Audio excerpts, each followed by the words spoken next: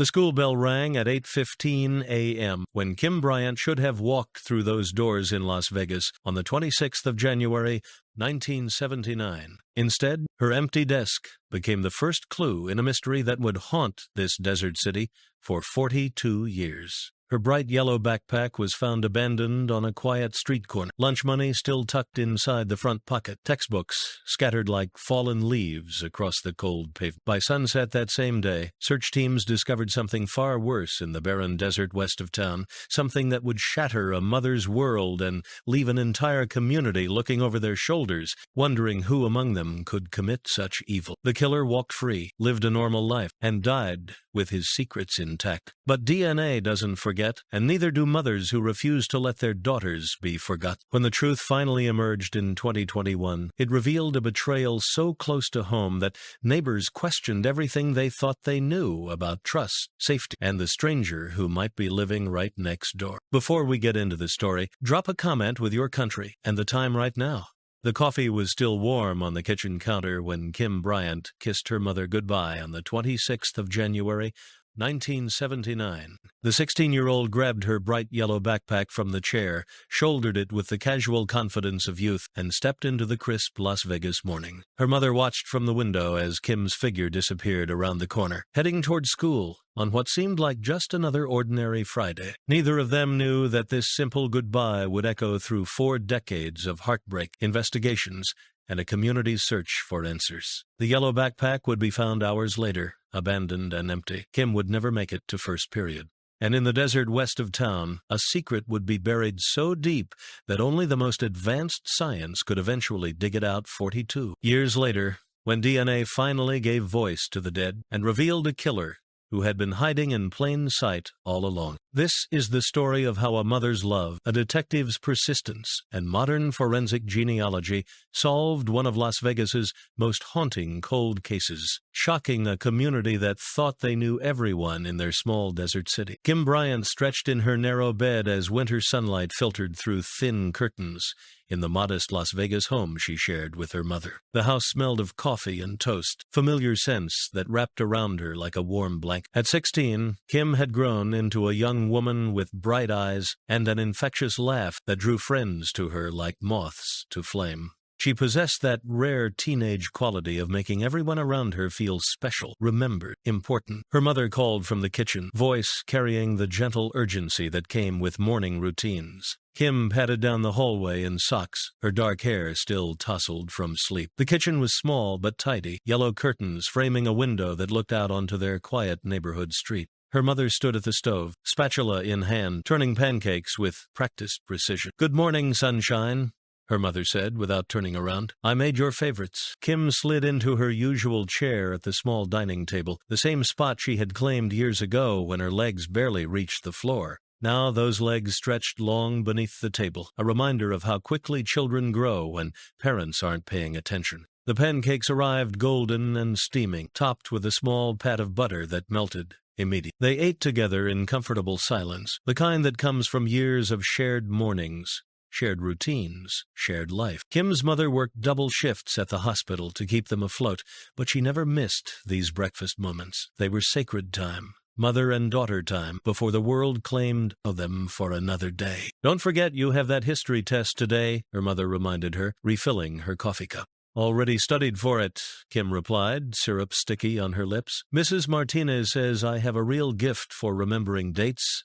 and names. Maybe I'll be a historian someday." Her mother smiled, the kind of smile that holds both pride and worry. In 1979, the world was opening up for young women in ways it never had before. But mothers still worried about their daughters walking alone, staying safe, coming home each night. Las Vegas might have been growing into a major city, but their neighborhood still felt small, intimate, the kind of place where everyone knew everyone else's business. Kim finished her breakfast and grabbed her yellow backpack from the chair where she dropped it the night before. The backpack was new, a Christmas gift, bright as sunshine against the winter morning. She stuffed her textbooks inside, checked that her lunch money was secure in the front pocket, and slung the straps over her shoulders. At the front door, she turned back to wave at her mother, who had followed her to see her off. This was their ritual too, the goodbye wave, the blown kiss, the maternal blessing sent silently after a child heading into the world. Kim stepped outside, her breath visible in the cool air, and walked toward the corner, where she would turn left toward school. Her mother stood in the doorway until Kim disappeared from sight, then closed the door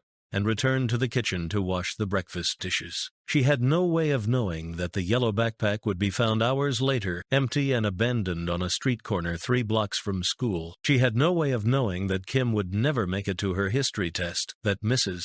Martinez would mark her absent, that by nightfall their entire world would shatter into pieces that could never quite fit back together the same way again. The yellow backpack sat on the detective's desk like an accusation, its cheerful color obscenely bright against the institutional gray of the police station. Inside the main compartment, they had found Kim's textbooks, carefully organized, with her name written in neat script on the inside covers. Her lunch money remained untouched in the front pocket, $2 bills, and a handful of change that represented her mother's careful budgeting. Most heartbreaking of all was the small notebook where Kim had been practicing her signature, trying out different versions of her name as teenagers do when they're imagining the adults they'll become. At Chaparral High School, Kim's empty desk in first period created a void that seemed to expand as the minutes ticked by. Her best friend Sarah kept glancing at the door, expecting Kim to rush in with an apologetic smile and some excuse about oversleeping. But the chair remained empty as the bell rang, as attendance was taken, as the lesson began without her. Mrs. Martinez marked Kim absent with a small frown.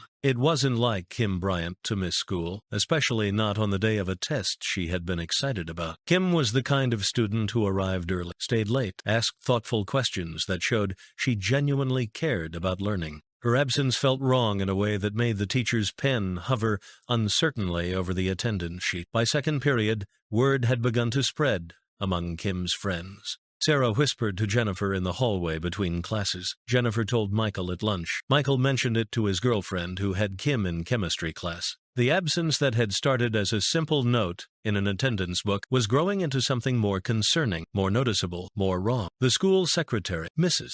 Henderson, made the call to Kim's mother just after noon. It was protocol if a student failed to show up and parents hadn't called in, the school needed to verify that everything was all right. Mrs. Henderson had made hundreds of these calls over the years, and they almost always ended the same way. Sheepish parent explaining an oversleep, a minor illness, a forgotten dental appointment. But when Kim's mother answered the phone, her voice carried immediate alarm. "What do you mean she's not there? I watched her leave for school this morning. She had her backpack, her lunch money, everything. She was excited about her history test." Mrs. Henderson felt her stomach drop. In her 15 years working at the school, she had learned to recognize the difference between routine absence and something more serious. The panic in a mother's voice was unmistakable, primal, the sound of someone who knew with absolute certainty that her child should be exactly where she was supposed to. "Mrs. Bryant, I'm sure there's a simple explanation," Mrs. Henderson said, but even as she spoke the words, she was already reaching for the emergency contact list, already thinking about the next call she would have to make. "Sometimes students stop at friends' houses, lose track of time." "Not Kim," her mother interrupted. "Kim doesn't skip school. Kim doesn't go anywhere without telling me. Something is wrong." Within minutes, the simple absence had escalated into phone calls to the police, to Kim's friends, to every place a 16-year-old girl might reasonably be on a Friday morning. But with each call, each negative response, the certainty grew that Kim Bryant wasn't anywhere she was supposed to be. She had simply vanished between her front door and her first period classroom, swallowed up by the desert city as completely as if she had never existed at all. The empty desk remained through the afternoon, through the final bell, through the hurried conversations of teachers comparing notes and confirming that no, Kim hadn't been in any of her classes. No, she hadn't been seen in the cafeteria or the library or anywhere on campus. By evening, that empty desk had become the first piece of evidence in a mystery that would haunt Las Vegas for decades to come. The missing person flyer appeared on telephone poles and shop windows across Las Vegas with startling speed. Kim's school photo smiled from hundreds of photocopied sheets. Her image multiplied across the city like a prayer whispered in many voices. Under her picture, the stark facts. Kim Bryant, age 16, last seen Friday morning walking to school, wearing jeans and a blue sweater, carrying a yellow backpack. Her mother had insisted on using Kim's most recent school photo, the one where her daughter's eyes sparkled with genuine happiness, and her smile reached all the way to her eyes. People need to see her as she really is, she explained to the police officer helping coordinate the search. Not just another missing kid statistic. They need to see Kim. Volunteers gathered at the high school gymnasium, transforming the basketball court into a command center. Parents who had never spoken to each other before found themselves working side by side, united by the shared fear that it could just as easily be their own child who had vanished. Teachers organized search teams. Church groups provided sandwiches and coffee. Local businesses donated supplies and equipment. The search began systematically, grid by grid, covering every inch of Kim's usual route to school. Neighbors emerged from their houses to join the effort, many carrying flashlights, even though the sun was still high in the desert sky. They searched behind dumpsters, in alleyways, through vacant lots, where teenagers sometimes gathered to smoke cigarettes or skip class. Mrs. Peterson from 3 doors down had seen Kim leave that morning, waving goodbye as always. Mr. Rodriguez at the corner market confirmed that Kim hadn't stopped by for her usual after-school soda. The mailman, the crossing guard, the elderly woman who walked her dog every morning, all of them had noticed Kim's absence from the familiar rhythm of their days. As afternoon faded toward evening, the search expanded beyond the neighborhood into the vast desert that surrounded Las Vegas. In 1979, the city was still relatively small, still vulnerable to the enormous emptiness that pressed against it from all sides. The desert held secrets, the volunteers knew. It swallowed things up and kept them buried beneath sand and silence. Flashlight beams began to dance across the darkening landscape. As the official search transformed into something more desperate, police officers tried to maintain optimism, speaking in careful language about possibilities and leads to follow.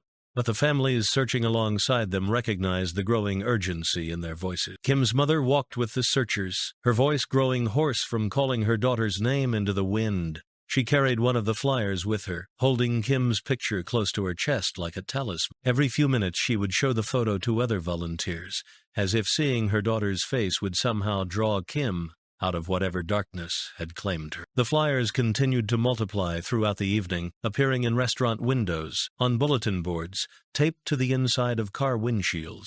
By morning, Kim Bryant's face would be one of the most recognizable in Las Vegas. Her disappearance, a shared wound that would bind the community together in ways both beautiful and terrible. The deputy's voice cut through the desert wind like a blade. "Over here! I found something!" The search party converged on his location, a barren stretch of sand and scrub brush west of the city, where the lights of Las Vegas faded to pinpricks against the vast darkness. Their flashlights created a harsh circle of illumination around something that should not have been there, something that transformed hope into horror in an instant. Kim's body lay partially concealed behind a cluster of Joshua trees, her blue sweater stark against the pale sand. The desert had tried to claim her, wind and sand beginning their ancient work of burying, but not quickly enough to hide the truth. She had been there since Friday, since shortly after she should have been sitting in first period, raising her hand to answer questions about historical dates she would never have the chance to learn. The medical examiner would later document the clinical facts: sexual assault followed by strangulation, death occurring within hours of her disappearance.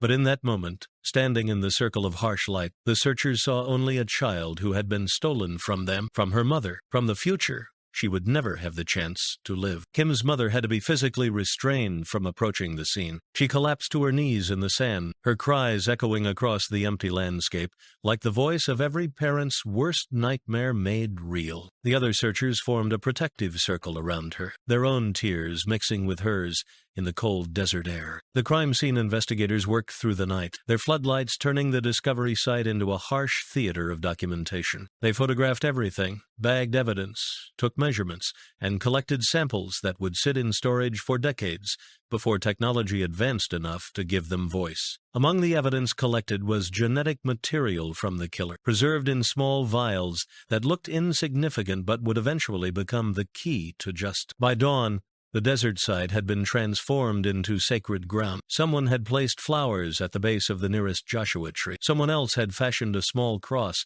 from pieces of wood found nearby. The flowers would wither in the desert heat, the wood would weather and fade, but the spot would remain marked in the collective memory of Las Vegas as the place where innocence died and justice began its long, patient wait. The search was over, but the investigation was just beginning. As the sun rose over the desert, casting long shadows across the sand, detectives were already asking the question that would haunt them for decades. Who could do this to a 16-year-old girl walking to school on a Friday morning? Who among them was capable of such evil? The desert kept its secrets, but DNA evidence lay waiting in laboratory vials, counting down the years until science would finally catch up with justice. The sterile lights of the medical examiner's office revealed truths that no parent should ever have to learn. The autopsy report, typed on official letterhead with clinical precision, documented the violent end of Kim Bryant's young life in language that tried to be objective but couldn't diminish the horror of what had been done to her. Sexual assault, strangulation, death occurring between 9 a.m. and 11 a.m. on Friday morning, facts that would be filed away in evidence boxes and revisited by countless investigators over the years. DNA samples were collected and carefully preserved, though in 1979 their significance was barely understood. The genetic material that would eventually solve Kim's case was stored in small vials with handwritten labels, sitting in refrigerated evidence rooms like seeds, waiting for the right season to bloom. The technology to read these genetic fingerprints was still years in the future, but the evidence waited patient, a promise of justice deferred but not denied. Detectives exchanged grim looks as they reviewed the initial findings. This was not a crime of opportunity or passion, but something more calculated, more disturbing. The location where Kim's body was found suggested someone familiar with the desert areas around Las Vegas, someone who knew where to go to avoid detection. The brutality of the assault spoke to a level of violence that made seasoned investigators sick to their stomachs. News of the murder spread through Las Vegas like wildfire. The local television stations led with the story, showing Kim's school photo alongside footage of the desert crime scene. Newspapers ran headlines that would be seared into community memory. Local teen found dead. Murder rocks Las Vegas high school. Search for killer continues. At dinner tables across the city, parents had conversations they had hoped never to have. Children who had walked freely to school, to friends' houses, to the corner store, were suddenly under strict supervision. The casual trust that had allowed teenagers to wander independently evaporated overnight, replaced by fear and vigilance. Kim's high school held a special assembly to address the tragedy and provide counseling resources for students. The gymnasium where search volunteers had gathered just days before, now filled with teenagers struggling to process the death of their classmate. Teachers tried to find words of comfort, but how do you explain to children that the world is less safe than they believe? The ripple effects spread beyond the immediate community. Parents in other Las Vegas neighborhoods began walking their children to school, installing better locks on their doors, organizing informal neighborhood watch groups. Kim's murder had shattered the illusion that such things happened only in bigger cities, only to other people's children. At the police station, detectives pinned Kim's photo to a bulletin board that would become a shrine of sorts to unsolved cases. Her face joined others who had met violent ends, but Kim's youth and the circumstances of her death made her case special, urgent, unforgettable. Every detective who worked the case would carry her image in their minds, would think of her whenever they drove past the desert site where she was found. The evidence vials sat in cold storage, waiting for technology to catch up with justice. The DNA that would eventually identify Johnny Peterson as Kim's killer was already collected, already preserved, already counting down the decades until science would finally give it voice. The detective's caseboard looked like a spider web of false hope and dead ends. Photographs, maps, interview notes, and evidence reports covered every available inch of cork board space in the cramped office where Kim Bryant's case had taken up permanent residence. Red string connected various pieces of information, suspect interviews here, witness statements there, forensic evidence in the center like a hub around which everything else revolved. Detective Morrison had worked hundreds of cases in his 20-year career, but none had haunted him quite like this one. Kim's school photo held the place of honor at the center of the board, her bright smile a constant reminder of what had been stolen from the world. Around her image, the faces of potential suspects stared back at him, sex offenders, men with histories of violence, anyone who had been in the vicinity of Kim's neighborhood that Friday morning. The interviews had been exhaustive, but ultimately fruitless. Every male teacher at Kim's school had been questioned and cleared. Known sex offenders in the Las Vegas area had been brought in for interrogation, their alibis checked and verified. Neighbors had been interviewed multiple times, their stories cross-referenced and analyzed for inconsistencies. One by one, red lines were drawn through suspect photos as they were eliminated from consideration. Each crossed-out face represented hours of investigative work, hopeful leads that ultimately led nowhere. The killer seemed to have appeared from thin air, committed his terrible crime, and vanished, without leaving any useful traces beyond the DNA evidence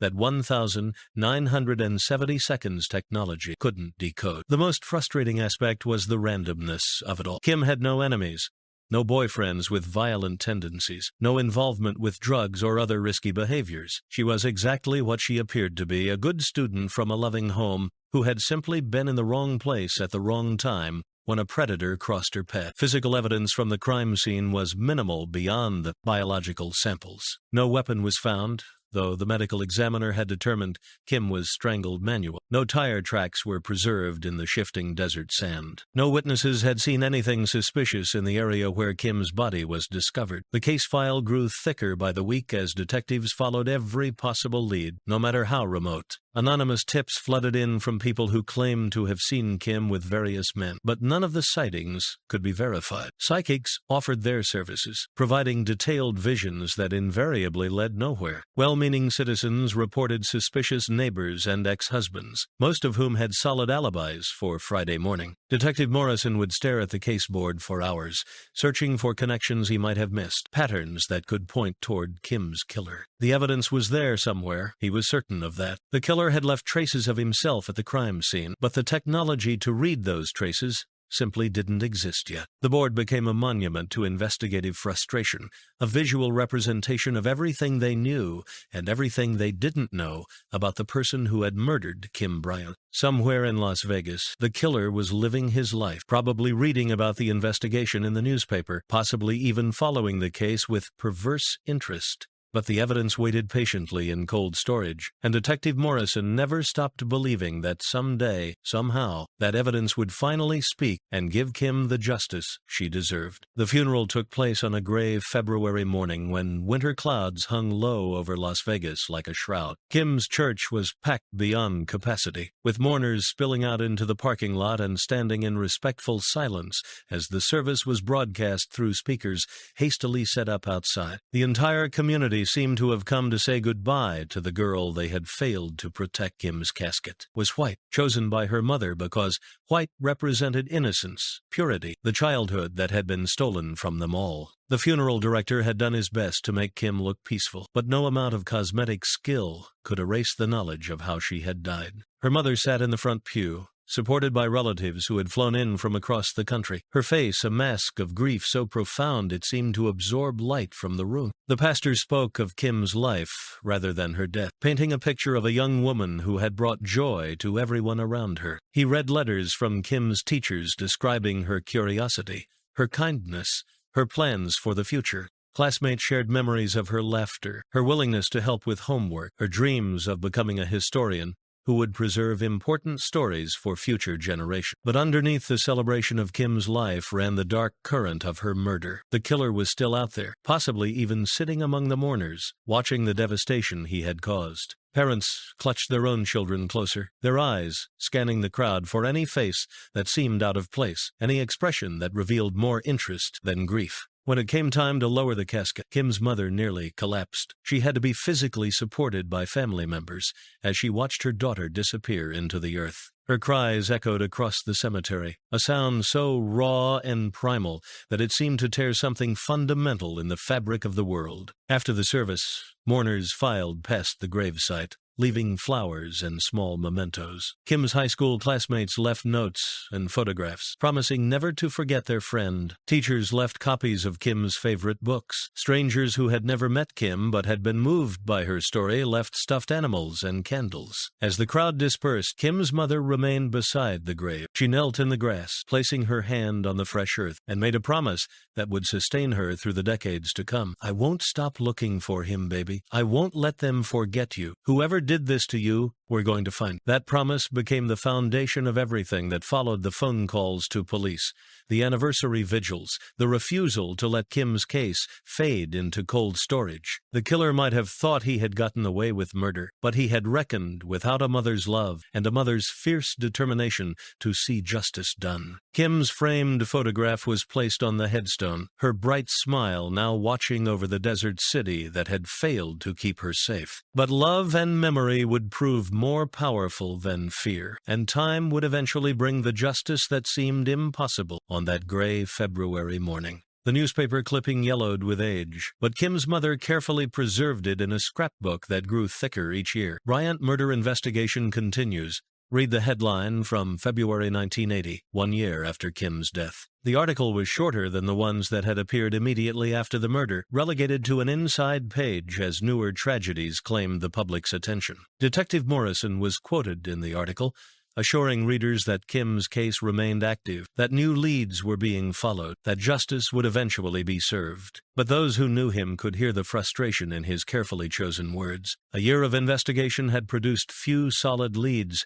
and no arrests. The killer remained free, possibly still living in Las Vegas, possibly having moved on to terrorize other communities. Kim's mother read every word of every article about her daughter's case, even when the coverage dwindled to brief mentions on anniversary dates. She kept a manila folder filled with clippings, police reports, correspondence with detectives, anything that proved Kim's case was still being worked, still being remembered, still mattering to someone besides herself. The silence was the hardest part. In the immediate aftermath of Kim's murder, the phone rang constantly, reporters seeking comment, police requesting additional information, friends and family offering support. But as months passed without resolution, the calls became less frequent, then rare, then almost non-existent. The world moved on while Kim's mother remained frozen in time, trapped in that Friday morning when her daughter walked out the door for the last time. She established rituals to keep Kim's memory alive. Every month on the 26th, she visited the cemetery with fresh flowers. Every Friday morning,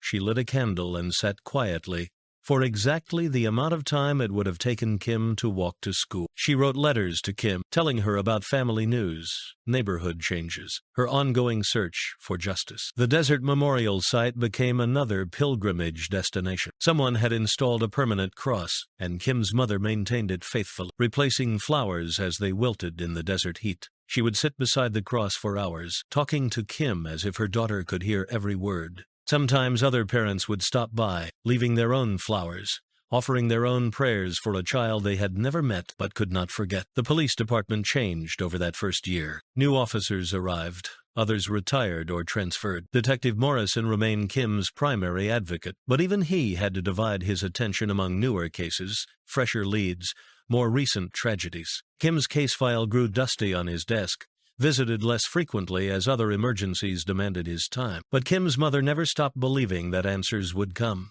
She called Detective Morrison every month, not to pressure him, but to remind him that someone was still waiting, still hoping, still refusing to let Kim fade into the category of unsolved mysteries. Her persistence would prove crucial in the decades to come, ensuring that Kim's case never quite disappeared into the bureaucratic darkness that swallowed so many cold cases. The evidence storage room of the Las Vegas Metropolitan Police Department resembled an archaeological site, with boxes dating back decades, stacked floor to ceiling in a careful system that only the long-time evidence technicians fully understood. Kim Bryant's case file occupied several boxes by 1981, containing everything from crime scene photographs to witness statements to the carefully preserved biological evidence that would someday change everything. Detective Morrison's replacement, Detective Sarah Chen, inherited Kim's case along with dozens of others when Morrison retired in 1982. Chen was thorough and dedicated, but she also understood the mathematics of of police work, new crimes demanded immediate attention, while cold cases waited patiently for breaks that might never come. She reviewed Kim's file periodically, always hoping for some overlooked detail that might crack the case open. The DNA samples sat in their refrigerated storage units, properly maintained according to the protocols of the day. Evidence technicians checked them regularly, ensuring the chain of custody remained unbroken, maintaining the samples against some theoretical future when technology might advance enough to make them useful. In the early 1980 seconds, genetic fingerprinting was still more science fiction than reality, but good police work meant preserving everything, just in case. Kim's mother aged visibly during those years, her hair showing gray streaks that hadn't been there before her daughter's murder. She worked longer hours at the hospital, throwing herself into caring for other people's children as a way of channeling her grief into something productive. But she never missed her monthly call to Detective Chen, never failed to ask if there were any new developments in Kim's case. The community's memory of Kim began to fade as new tragedies claimed attention. Other families experienced losses. Other cases demanded resources. Other victims needed justice. Kim's high school graduating class held a memorial service for her at graduation, but many of the younger students barely knew her name. Time, the great eraser, was doing what it always did, making the past less urgent, less real, less demanding of immediate attention. Yet certain people refused to let Kim disappear entirely. Her favorite teacher, Mrs. Martinez, mentioned Kim in her history classes when discussing unsolved mysteries. A few of Kim's closest friends made annual pilgrimages to her gravesite. Local crime reporters occasionally revisited the case when they needed content for anniversary pieces or cold case retrospective. The Desert Memorial Cross weathered but endured, maintained by Kim's mother and other anonymous visitors who felt compelled to remember a girl they may never have met. Flowers appeared regularly, sometimes accompanied by notes from people asking Kim to watch over their own children, to keep them safe in a world that had proven itself capable of sudden, inexplicable violence. Detective Chen promised Kim's mother that the case would never be closed, that new techniques and technologies were always being developed, that someday there might be a breakthrough. It was both truth and hope, a professional commitment that transcended individual careers and departmental changes. In the evidence storage room, Kim's DNA samples waited patiently for their moment in history. Las Vegas neighborhoods sprouted safety signs like desert flowers after rain, bright yellow placards announcing neighborhood watch participation, reflective strips warning drivers that children were present, community bulletin boards posting safety tips and suspicious activity reports. Kim Bryant's murder had transformed the casual trust of suburban life into something more vigilant, more anxious, more aware of the darkness that could lurk behind familiar faces. Parents who had once allowed their children to walk to school alone now formed carpools and established strict check-in protocols. The freedom that had characterized childhood in the 1,970 seconds long summer days, unsupervised bicycle rides to distant neighborhoods, impromptu visits to friends' houses, became casualties of fear. Kim's death had stolen more than one life. It had stolen the innocence of an entire generation of Las Vegas children. Mrs.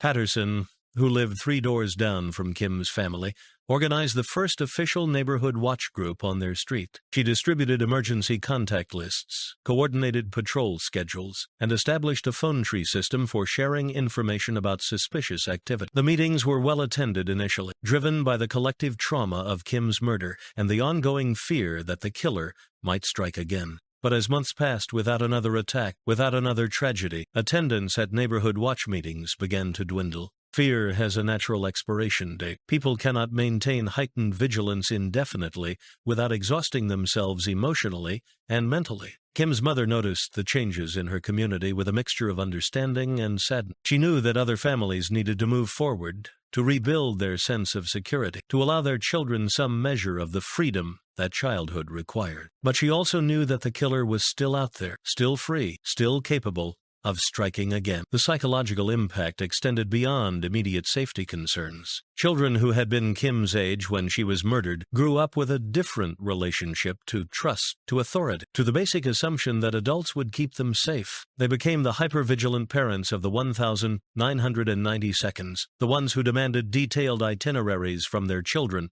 and insisted on knowing the whereabouts of every friend, every activity, every moment of unsupervised time. School administrators implemented new policies requiring parent identification for any midday pickup, escort procedures for students who became ill during class, and mandatory safety assemblies that taught children about stranger danger without explaining that most victims of violence are harmed by people they know and trust. The ripple effects of Kim's murder would influence Las Vegas parenting styles for decades, creating a generation of children who grew up with less freedom and more fear than their parents had experienced. The killer had stolen more than Kim's life. He had stolen the community's innocence and replaced it with a wariness that would never completely fade. Kim's mother often walked through the neighborhood in the evenings, noting the security lights that now illuminated previously dark streets, the fenced yards that had once been open, the children who no longer played outside after sunset. These changes represented both progress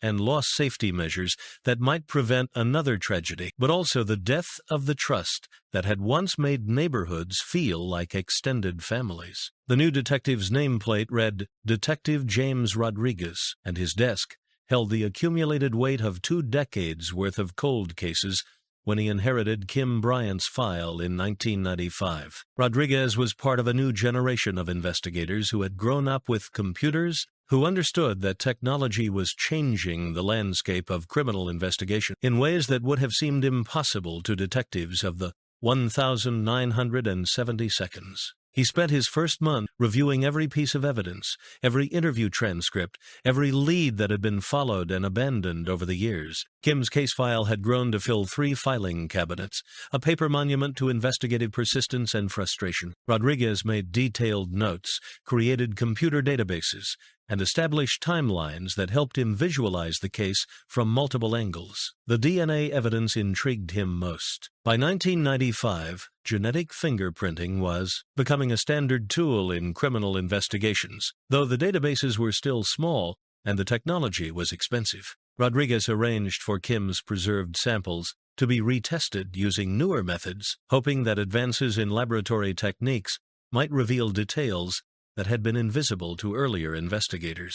The results confirmed what they already knew. Male DNA was present at the crime scene, preserved well enough to create a genetic profile. But without a suspect to compare it against, the profile was just another piece of evidence, waiting for its moment to become useful. Rodriguez entered the genetic data into the newly established Combined DNA Index System, CODIS, a national database that was slowly growing as more jurisdictions contributed their unsolved case profile. Kim's mother had aged considerably since Rodriguez first met her. The years of waiting, hoping, and disappointment had carved deep lines around her eyes and added gray to her hair. But her determination remained undiminished. She arrived for their monthly meetings with fresh questions, new ideas, renewed energy for the search that had consumed nearly half her life. "I know he's still out there," she told Rodriguez during one of their conferences. "I can feel it. Sometimes I'm in the grocery store or at church, and I look at men his age, he'd be in his 40s now, and I wonder if I'm looking at the person who killed my daughter." Rodriguez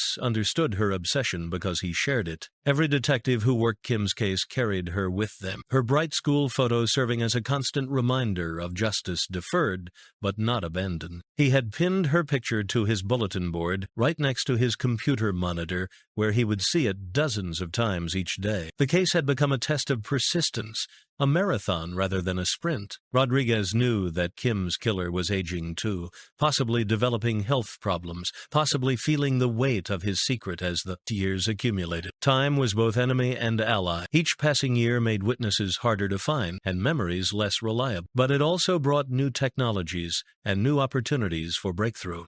The DNA profile waited patiently in the CODIS database, an electronic sentinel that would sound an alarm if a matching profile was ever entered from another case, another suspect, another jurisdiction. Rodriguez checked the database monthly, always hoping for the hit that would crack Kim's case wide open. Johnny Peterson died quietly in Las Vegas on the 15th of November 1993, his passing noted only by a brief obituary in the local newspaper. He was 27 years old, unmarried, employed sporadically in construction and landscaping jobs that paid cash and asked few questions. To his neighbors, he was simply a quiet young man who kept to himself, paid his rent on time, and never caused any trouble. The obituary listed no cause of death, but those who knew Peterson weren't surprised by his early passing. He had struggled with alcohol and drug problems for years, cycling through rehabilitation programs and relapse cycles that gradually wore down his already fragile constitution. His landlord found him in his apartment after neighbors complained about a persistent odor, dead for several days before anyone noticed his absence. Peterson had lived his entire life in Las Vegas, born just 2 years before Kim Bryant. He had attended different schools,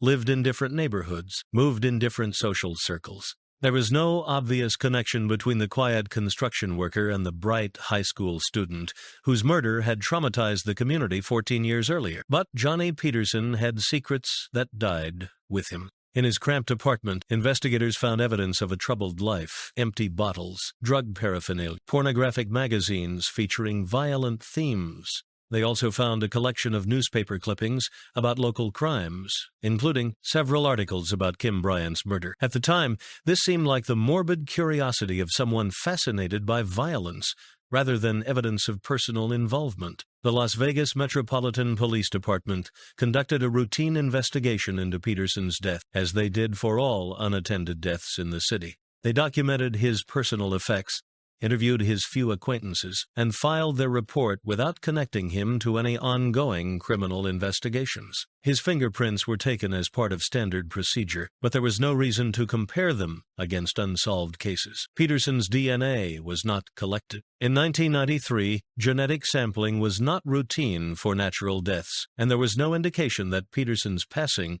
was connected to any criminal activity. His body was cremated after a simple service attended by fewer than a dozen people, most of them co-workers who barely knew him beyond casual workplace interactions. The newspaper obituary was filed away with thousands of others, forgotten almost immediately. Peterson's few possessions were donated to charity or discarded. His apartment was cleaned and re-rented within a month. By Christmas 1993, it was as if Johnny Peterson had never existed at all. But secrets have a way of surviving even when their keepers don't. Peterson's genetic material lived on in the cells he had left behind 14 years earlier, preserved in evidence storage rooms where time moved differently and patience was infinite. The DNA that would eventually identify him as Kim Bryant's killer waited in laboratory vials, counting down the years until technology would advance enough to read its story. In 1993, forensic genealogy was still decades in the future. The idea that distant relatives could be identified through genetic databases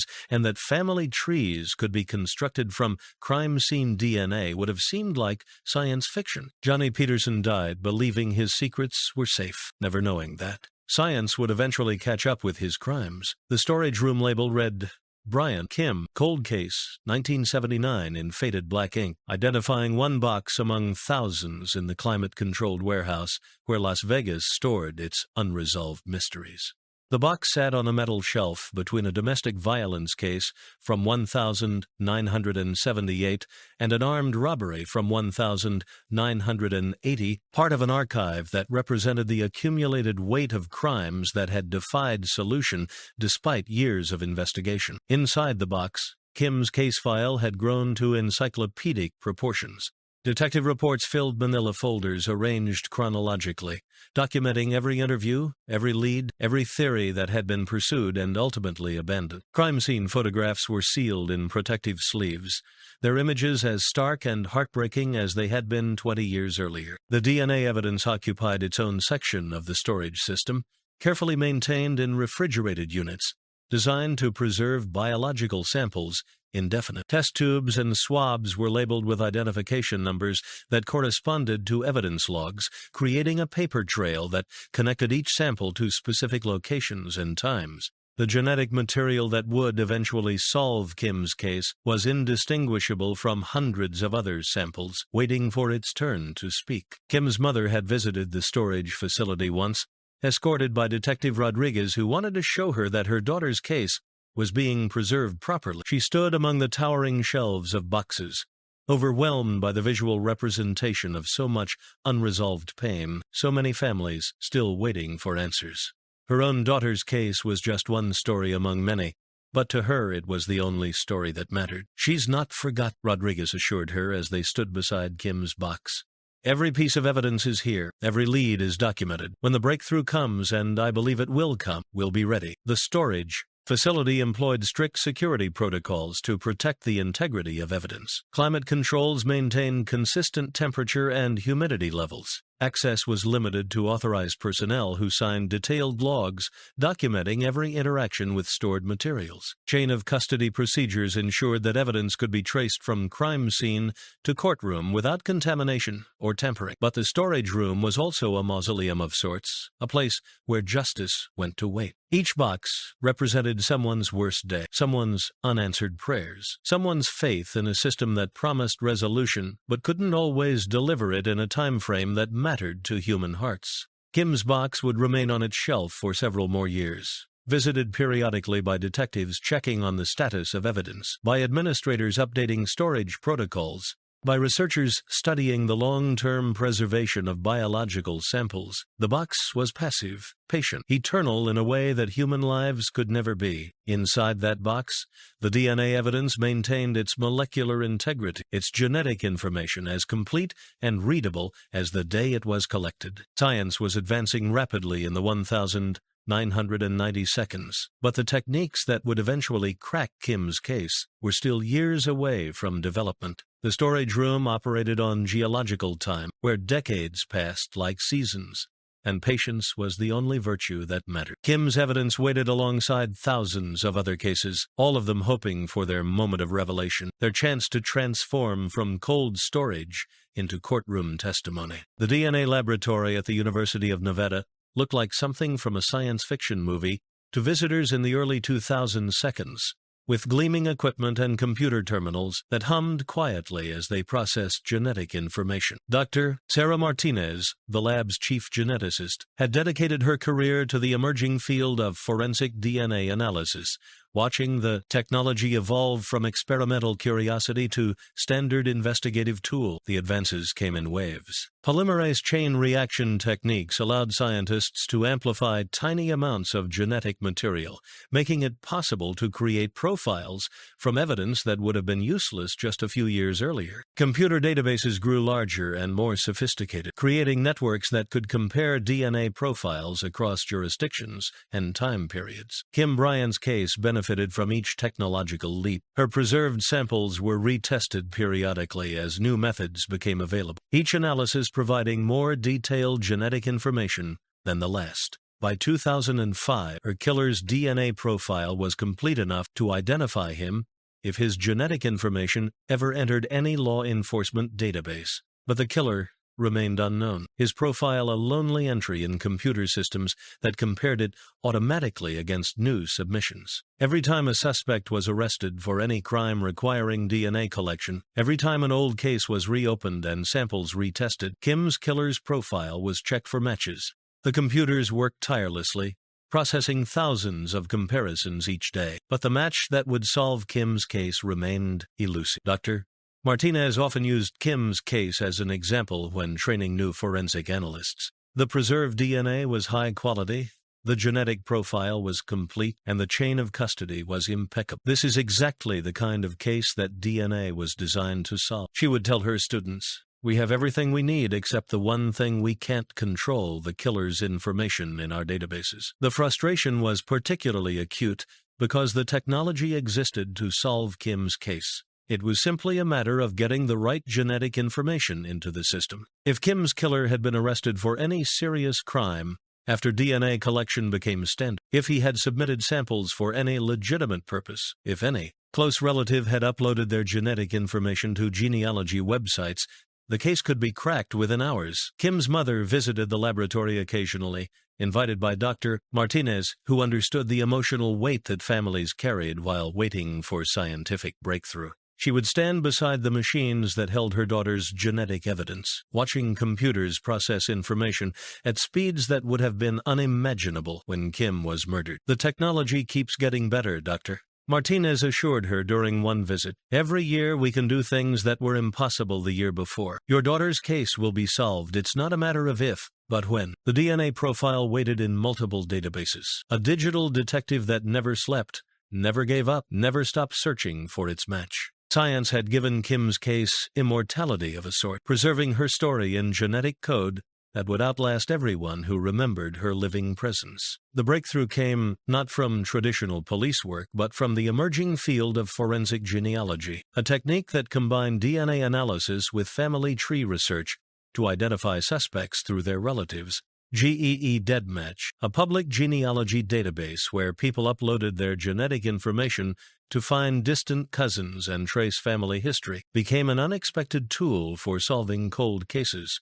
In 2018, the Golden State Killer case demonstrated the power of this new approach. Investigators uploaded crime scene DNA to genealogy databases and worked backward through family trees to identify suspects, revolutionizing cold case investigation overnight. The technique required no new evidence, no fresh witness, no lucky breaks, just genetic information that had been preserved for decades, and the patient work of genealogists who could trace family connections across generations. Detective Lisa Chen, no relation to the earlier Detective Sarah Chen, had taken over Kim's case in 2015, part of a detective definite new cold case unit dedicated specifically to reviewing older investigations with fresh eyes and new technologies. Chen was young enough to have grown up with computers, but experienced enough to understand the emotional weight carried by families who had waited decades for answers. When the Las Vegas Metropolitan Police Department decided to pilot a forensic genealogy program in 2019,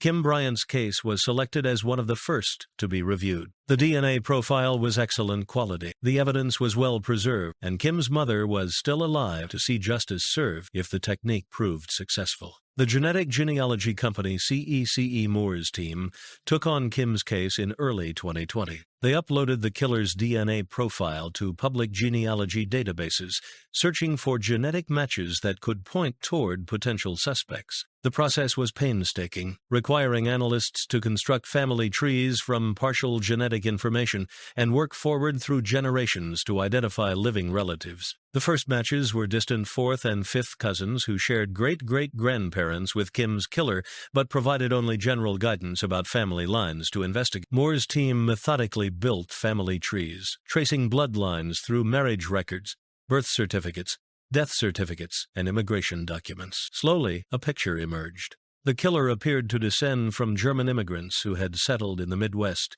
in the late 1800s.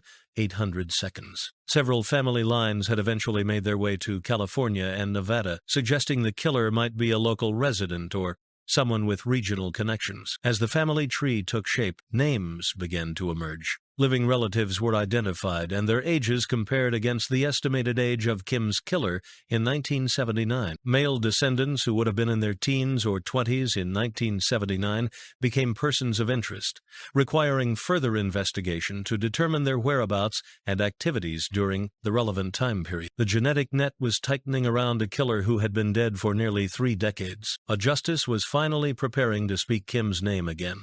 The phone call came on a Tuesday morning in March 2021, 42 years and 2 months after Kim had walked out her front door for the last time. Kim's mother was sitting at her kitchen table, the same table where she and Kim had shared breakfast on that final morning, when Detective Lisa Chen called with news that would change everything. "Mrs. Bryant, I have something important to tell you about Kim's case," Chen said, her voice carefully controlled but unable to hide an undercurrent of excitement. "We've identified the person who killed your daughter." The words hit Kim's mother like a physical blow. After 4 decades of waiting, hoping, praying, and gradually losing faith that answers would ever come, the moment she had dreamed about was finally here. She gripped the phone with both hands, afraid that if she loosened her hold, the words might disappear and leave her back in the silence that had defined so much of her life. "His name was Johnny Peterson," Chen continued. "He lived in Las Vegas his entire life. He died in 1993, which is why we were never able to arrest him or bring him to trial. But the DNA evidence is conclusive. He was the person who attacked and killed Kim." Kim's mother listened as Chen explained the forensic genealogy process, how scientists had traced genetic connections through distant relatives to identify Peterson decades after his death. The technical details washed over her like background noise. What mattered was the name, the face, the knowledge that her daughter's killer was no longer an anonymous monster, but a specific person who could be identified, studied, understood. "I need to see him," she said when Chen finished explaining. "I need to know what he looked like." Chen had anticipated this request and was prepared with a photograph taken from Peterson's driver's license records. When Kim's mother saw his face for the first time, she felt a mixture of satisfaction and profound sadness. He looked ordinary, unremarkable, like thousands of other young men she might have passed on the street without a second glance. There was nothing obviously evil in his features, nothing that screamed killer to anyone who looked at him. He was so young, she whispered, studying the photograph. Just a few years older than Kim. What could have made him do such a thing? The answer to that question would never be fully known. Peterson had taken his motivations to the grave, leaving behind only the genetic evidence that had finally revealed his identity. But for Kim's mother, having a name and a face was enough. The monster that had haunted her dreams for 4 decades was finally no longer faceless. She cried for a long time after hanging up the phone, tears that contained 42 years of grief, frustration, hope, and finally, resolution. Kim's killer was dead, beyond the reach of earthly justice, but the truth had finally been spoken. Her daughter's story was no longer a mystery, but a tragedy with known characters, identified perpetrator, and at least some measure of closure. The press conference was held in the same police station where Kim's case had been investigated for 4 decades, in a room that had witnessed countless briefings about unsolved crimes and unanswered questions. Detective Chen stood at the podium, flanked by the police chief and representatives from the forensic genealogy company that had cracked the case, facing cameras from every local news station and reporters from newspapers across the region. Today, we are announcing a major breakthrough in one of Las Vegas Metropolitan Police Department's longest-running cold cases, Chen began, her voice carrying the weight of 4 decades' worth of investigation. Through advanced DNA analysis and forensic genealogy techniques, we have positively identified the person responsible for the 1,979 murder of 16-year-old Kim Bryant. The room fell silent as Chen revealed Johnny Peterson's name and photograph. Flash bulbs popped as photographers captured the image of Kim's killer, finally giving the community a face to associate with the crime that had haunted them for so long. Local television stations interrupted regular programming to broadcast the news, and within hours, Peterson's identification was trending on social media platforms that hadn't existed when Kim was murdered. Chen explained the forensic genealogy process in terms that the general public could understand, describing how DNA evidence preserved for 42 years had finally found its voice through connections to distant relatives who had voluntarily uploaded their genetic information to public databases. The technique represented a revolution in cold case investigation, offering hope to thousands of families whose loved ones' cases had seemed permanently unsolved. While Johnny Peterson died in 1993 and cannot be prosecuted for his crimes, the identification provides closure to Kim's family and demonstrates that no case is ever truly cold as long as evidence is preserved and technology continues to advance. Chen concluded. The police chief took questions from reporters, fielding inquiries about the investigation timeline, the forensic genealogy process, and the department's plans for reviewing other cold cases using similar techniques. He emphasized that Kim's case represented just the beginning of what forensic genealogy could accomplish for families who had waited decades for answers. Several reporters asked about Peterson's background, his criminal history, and whether he might be connected to other unsolved cases. The police revealed that Peterson had no significant criminal record, had never been arrested for violent crimes, and had lived quietly in Las Vegas until his death. Investigators were reviewing other unsolved cases from the time period to determine if Peterson might be responsible for additional crimes, but no connections had been established yet. The press conference concluded with a promise that Kim's case file would be made available to researchers studying the effectiveness of forensic genealogy techniques, helping to advance the science that had finally brought justice to her family. After 4 decades of silence, Kim Bryant's case was finally speaking again, her story becoming a beacon of hope for other families still waiting for answers. Kim's mother stepped carefully to the microphone, her hands shaking slightly as she unfolded a piece of paper containing the words she had waited 42 years to speak. The media room fell silent, recognizing the profound moment they were witnessing, a mother finally able to address her daughter's killer, even though he was decades beyond hearing her words. "My name is Margaret Bryant, and Kim was my only child," she began, her voice stronger than expected after so many years of whispered prayers and private grief. "For 42 years, I have lived with questions that had no answers, with anger that had no target, with a pain that seemed like it would never end. Today, for the first time since the 26th of January, 1979, I know the name of the person who took my daughter away from." She paused, looking directly into the television cameras that would carry her words across the city where Kim had lived and died. "His name was Johnny Peterson, and he was a coward who attacked a 16-year-old girl walking to school. He was a coward who lived with his secret for 14 years while my family suffered. He was a coward who died without ever taking responsibility for what he did to Kim, to me, to our entire community." The prepared statement crumpled slightly in her hands as emotion threatened to overwhelm her carefully composed words. "But I want everyone to know that Kim was not just a victim. She was a daughter who brought light into every room she entered. She was a student who loved learning and dreamed of becoming a historian. She was a friend who made everyone around her feel special and valued. Johnny Peterson took 42 years from her life, but he could not take away who she was or how much she was loved." Margaret Bryant's voice grew stronger as she continued. "I also want to thank every detective who worked on Kim's case over the years, every scientist who advanced the technology that finally gave us answers, and every person who remembered Kim's name when it would have been easier to forget. You kept faith when mine was failing. You never stopped believing that this day would come." She looked down at her notes, then back up at the cameras. "To other families who are still waiting for answers about their loved ones,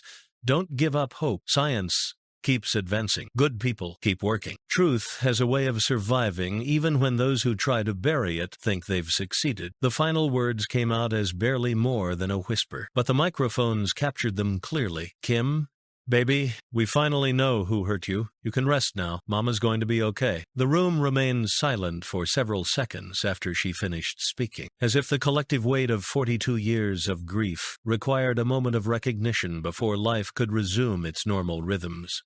Margaret Bryant folded her statement carefully, placed it in her purse, and walked away from the podium with the dignity that had sustained her through 4 decades of the worst kind of waiting. The revelation sent shockwaves through Las Vegas neighborhoods where Johnny Peterson had lived, worked, and died without anyone suspecting the secret he carried. Former neighbors emerged from their homes to speak with reporters, their faces reflecting the universal horror of learning that evil had lived so close to them for so long. Mrs. Elena Rodriguez, who had lived 3 apartments down from Peterson in the early 1992, stood in the press parking lot of their former complex, shaking her head in disbelief. "He seemed like such a quiet young man," she told a television reporter. "He never bothered anyone, never caused any trouble. My children played in this same parking lot where he walked every day. To think that he had done something so terrible." The apartment complex manager who had rented to Peterson described him as an ideal tenant, quiet, clean, always paid his rent on time, never complained or caused problems. "He was invisible in the best possible way," the manager explained. "The kind of tenant you forget you have because they never give you any reason to think about." Former co-workers at the landscaping company where Peterson had worked sporadically described him as reliable but antisocial, someone who showed up for work, did his job competently, and left without engaging in the casual conversation that built relationships among crews. He never talked about his personal life, never mentioned family or friends, one former supervisor recalled. "I always figured he was just shot." The disconnect between Peterson's public persona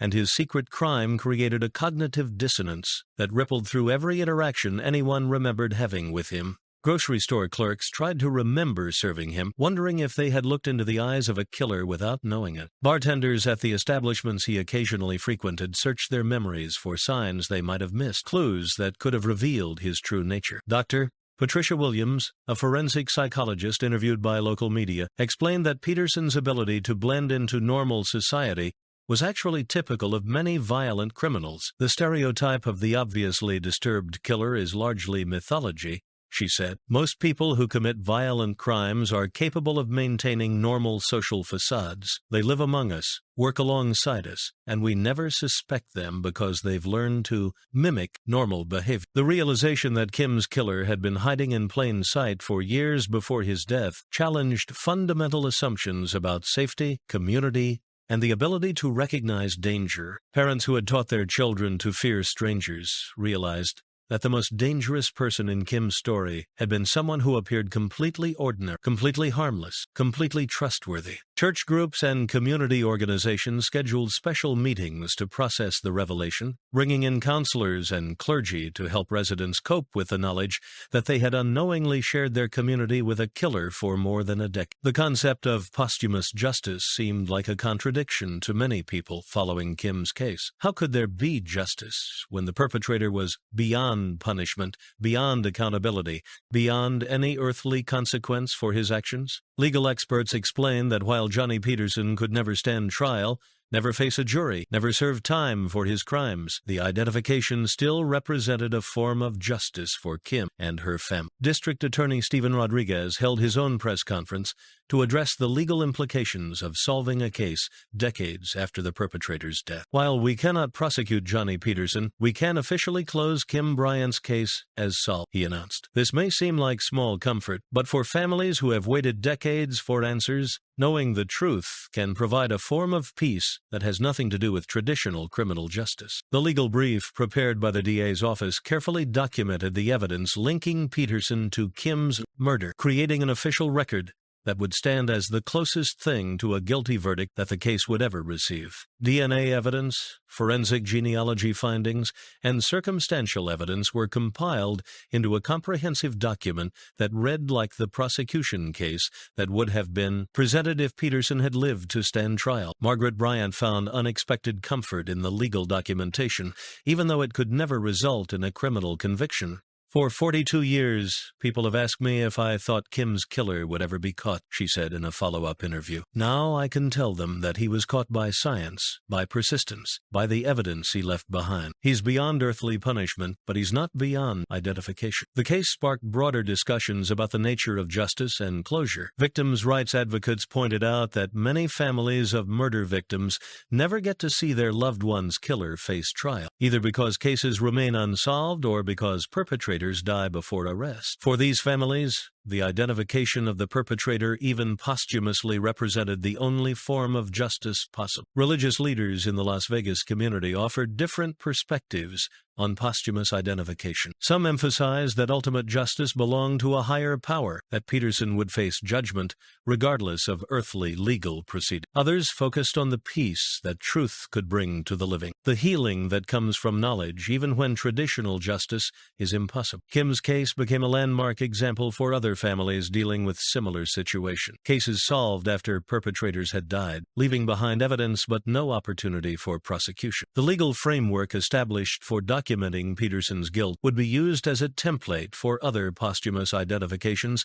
in cold cases across the country. The Desert Memorial Cross, where Kim's body had been found, became a pilgrimage site for people interested in the intersection of justice and closure, a place where the limitation of human legal systems met the infinite patience of love and memory. The candlelight vigil took place on a warm evening in late March 2021, exactly 2 months after Kim would have celebrated her 58th birthday if Johnny Peterson had never crossed her path on that January morning in 1979. The event was organized spontaneously through social media, as community members felt compelled to gather and collectively process the revelation of Kim's killer's identity. More than 300 people assembled in the park near Kim's former high school, carrying candles, flowers, and photographs. Many of the attendees had never known Kim personally. They were too young, had moved to Las Vegas after her death, or had learned about her case only through recent media coverage. But something about her story had touched them deep, connecting them to a tragedy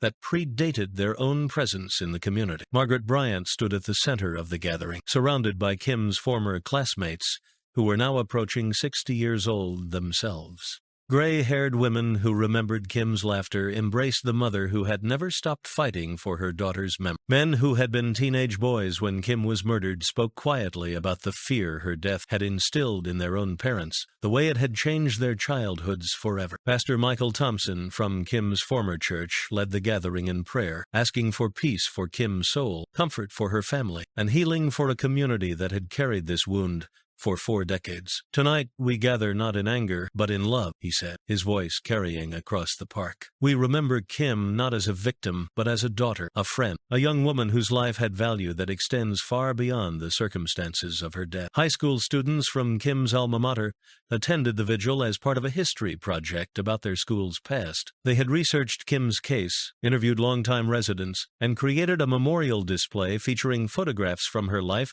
alongside articles about the recent breakthrough. For them, Kim's story was history made personal, a connection to their school's legacy that transcended textbooks and test scores. Local television stations covered the vigil live, their cameras capturing the sea of flickering candles as the sun set over the desert city. The image became iconic, hundreds of points of light held by hands, both young and old, creating a visual representation of how one person's memory could unite people across generations and backgrounds. As the formal program concluded, people remained in small groups, sharing stories, exchanging contact information, and making plans to ensure Kim's memory remained active in community consciousness. The vigil had become more than a memorial service. It was a recommitment to remembering, to caring, to maintaining the bonds that tragedy had initially threatened to break. Margaret Bryant was among the last to leave, standing quietly as the park slowly emptied. She held her candle until the wax had nearly melted to her fingers, reluctant to extinguish the flame that seemed to represent her daughter's enduring presence in the hearts of so many people. The success of Kim Bryant's case created a ripple effect throughout the law enforcement community, demonstrating the potential of forensic genealogy to solve cases that had seemed permanently unsolvable. Police departments across the country began reviewing their cold case files, identifying cases with well-preserved DNA evidence that could benefit from genetic genealogy techniques. The Las Vegas Metropolitan Police Department established a dedicated cold case unit focused specifically on forensic genealogy applications. Detective Chen was promoted to lead the unit, bringing the experience she had gained from Kim's case to dozens of other families who had waited decades for answers about their loved ones' deaths. The DNA laboratory, where Kim's evidence had been preserved for 42 years, became a model for other jurisdictions, seeking to improve their evidence, storage, and preservation protocols. Dr. Martinez consulted with law enforcement agencies nationwide, sharing the techniques that had kept Kim's genetic evidence viable for so long. Margaret Bryant became an unofficial spokesperson for forensic genealogy, speaking at conferences and police training seminars about the importance of preserving evidence and maintaining hope even when cases seemed hopeless. Her story inspired other families to advocate for the re-examination of their loved ones' cases using new technologies. Kim's case proves that there's no such thing as a truly cold case as long as evidence exists and technology keeps advancing, she told audiences across the country. Every family deserves what we finally receive the truth about what happened to their loved. The genealogy databases that had made Kim's case solution possible grew exponentially as people learned about their potential to solve crimes. Millions of people uploaded their genetic information, creating vast networks of family connections that could be traced by forensic genealogists working on behalf of law enforcement. However, the expansion of forensic genealogy also raised important questions about privacy, consent, and the ethical implications of using genealogy databases for criminal investigations. Legal experts debated whether people who uploaded their DNA to find relatives had consented to its use in criminal cases, particularly when their genetic information could implicate family members in serious crimes. Kim's case became a centerpiece in these discussions, representing both the tremendous potential of the technology and the complex ethical questions it raised. Law enforcement agencies developed protocols for using forensic genealogy responsibly, balancing the need to solve crimes with respect for privacy rights and genetic data protection. The success stories multiplied rapidly. The Golden State Killer case had been the first major breakthrough, but Kim's case and dozens of others demonstrated that forensic genealogy wasn't limited to serial killers or high-profile crimes. Single murders, sexual assaults, and even property crimes could be solved using genetic genealogy techniques. Within 2 years of Kim's case being solved, more than 100 cold cases had been cracked using similar methods, bringing closure to families who had given up hope of ever learning the truth. Kim's legacy extended far beyond her own case, inspiring a revolution in criminal investigation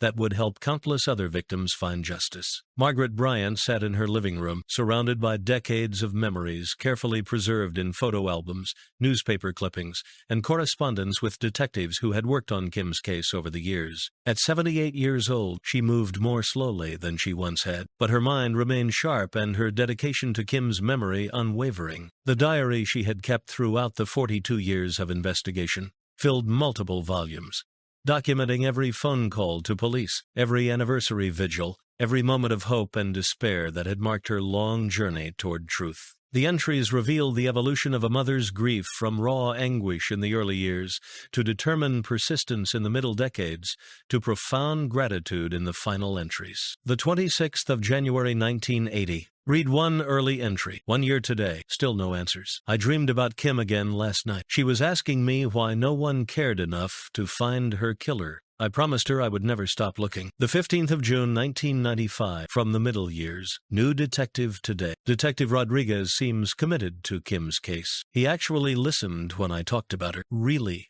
listen. Maybe this time will be different. The 23rd of March 2021, the final entry. They found him. His name was Johnny Peterson. I can finally tell Kim that we know who hurt her. 42 years, and we never gave up. She can rest now, and so can I. The diary entries revealed not just a mother's love, but a systematic documentation of the investigation's progress, creating an unofficial record of how cold cases were handled, how technology evolved, and how families coped with uncertainty that stretched across decades. Margaret had unknowingly created a historical document that captured both personal grief and institutional change. She kept Kim's room exactly as it had been in 1979, a shrine that visitors often found both heartbreaking and inspiring. Kim's textbooks still sat on her desk, homework assignments left unfinished for more than 4 decades. Her clothes hung in the closet, chosen by a 16-year-old girl who couldn't have imagined that her mother would preserve them as monuments to a life cut short. But the room wasn't a morbid display, it was a celebration of who Kim had been. Awards for academic achievement lined the walls.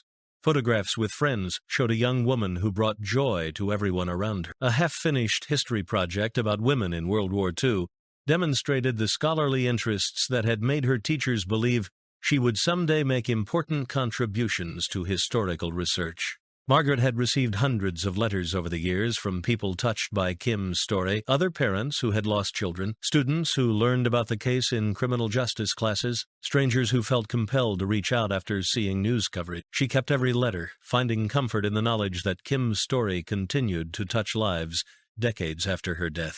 The identification of Johnny Peterson had brought closure, but it had also brought Margaret a new sense of purpose. She began speaking at conferences and victim advocacy events, sharing her story as evidence that persistence and hope could eventually triumph over even the most challenging circumstances. The desert stretched endlessly in all directions, a landscape that looked unchanged from the morning when Kim Bryant's body was discovered 42 years earlier. But the memorial site had evolved over the decades, transforming from a simple cross into a complex monument to memory, love, and the persistence of hope in the face of seemingly insurmountable odds. The original wooden cross had been replaced multiple times as desert weather took its toll, but each replacement was larger and more permanent than the last. The current memorial was made of weather-resistant metal, anchored deep in the desert floor to withstand the winds that swept across the landscape with relentless force. Around the base of the cross, stones painted with messages formed expanding circles that grew year by year as visitors left their own tributes to Kim's memory.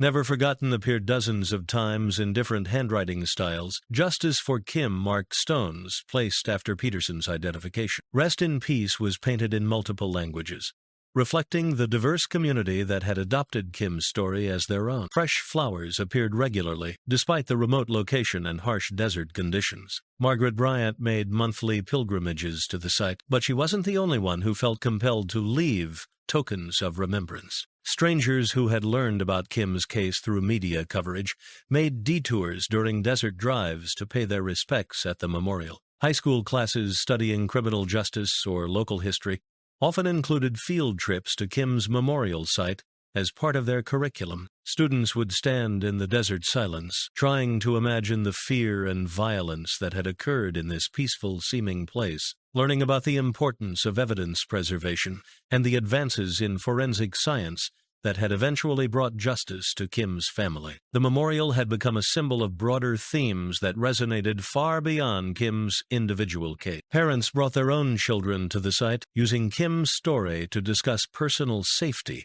without creating paralyzing fear. Law enforcement officers visited during their training, seeing physical evidence of why their work mattered and how cases could remain relevant across decades. As the sun set over the desert on the evening after Kim's case was officially closed, Margaret Bryant made one final visit to the memorial site. She placed fresh roses at the base of the cross and sat quietly in the sand, watching shadows lengthen across the landscape as day faded into night. "We did it, baby," she whispered to the desert wind. "We found him. You're not forgotten, and you never will be." The stars emerged as darkness settled over the memorial. The same stars that had witnessed Kim's death, her mother's decades of grief, and finally the revelation of truth that had brought their long journey to a close. The desert that had kept secrets for 42 years had finally released them, proving that some stories are too powerful to remain buried forever. In the distance, the lights of Las Vegas glittered like earthbound constellations. The city that had failed to protect Kim but had never stopped searching for her killer. Justice had taken 4 decades to arrive, but it had arrived at last, carried on the wings of science, persistence, and a mother's love that proved stronger than time itself.